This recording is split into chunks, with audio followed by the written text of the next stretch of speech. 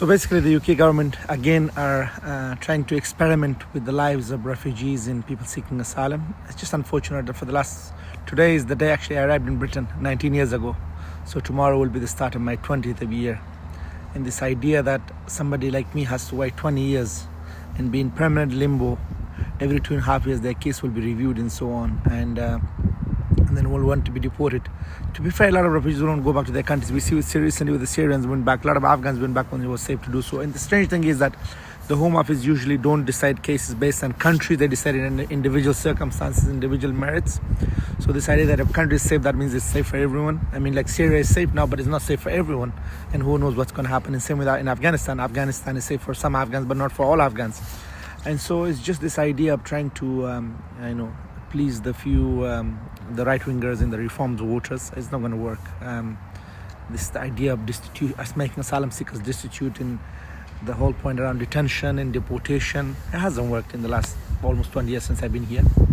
These laws and policies has been about deterrence. How do we stop people coming, rather than understanding people's situation, showing empathy and basically treating people with dignity. But it's about, it's beyond disappointing. It wouldn't work, and it's not about whether it works or not. It's just cruel that we need to encourage people to belong. We need to encourage people to integrate and become part of society. How do you expect people to rebuild their lives knowing that they will be kicked out? I mean, people will go back to their own countries when it's safe to do so. People run businesses, they have families, and right now we're not a soft touch. Britain is one of the hardest places to come. If you want to bring your spouse, you have to earn £30,000, and there's so many requirements. Anyone asylum seekers, when the people come, they don't automatically get refugee status. It's years. It took me 5 years to get my refugee status. It took me 11 years to get my settlement.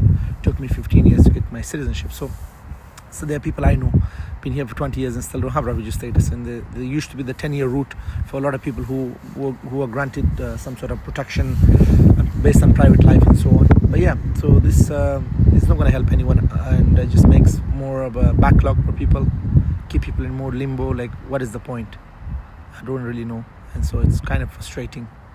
And I hope they reconsider and rethink, because this is not going to solve the problem. 5 years down the line, we'll be in the same place. The Illegal Migration Act didn't work. The Borders and Nationality Act didn't work. The Rwanda Safety Act. And now this immigration bill is going through. There was so many new... every Home Secretary has brought a new immigration plan. And none of them has stopped people. So we need to think about alternative, compassionate policies and laws to help people and to end conflicts. The genocide in Gaza, the situation in Afghanistan, in Sudan, and a lot of other places. So kind of straightforward, but the government doesn't want to focus on the causes of the issue, but rather than the symptoms.